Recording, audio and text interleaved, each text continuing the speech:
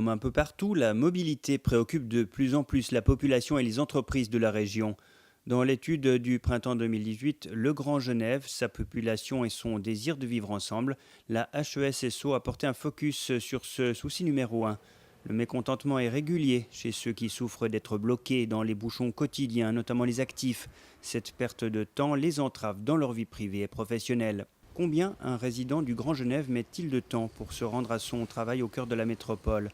En moyenne, pour un trajet aller, l'habitant de Haute-Savoie et du district de Nyon prend 45 minutes, celui de l'Ain 40 et le résident du canton 25. Le trajet complet en véhicule privé dure en moyenne 32 minutes, celui en transport public 43 minutes, avec une grosse différence selon l'éloignement du domicile.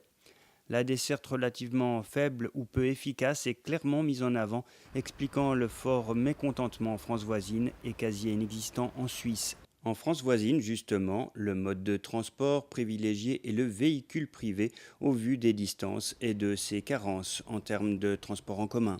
Cela concerne trois quarts des Hauts-Savoyards, mais à peine 30% des Genevois.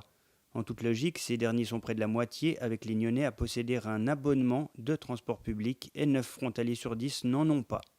En 2020, la mise en service du Léman Express devrait un peu détendre la situation, car l'intérêt est là. Lors d'un transfert modal, le transport en commun est cité dans 72% des cas, suivi de loin par le vélo.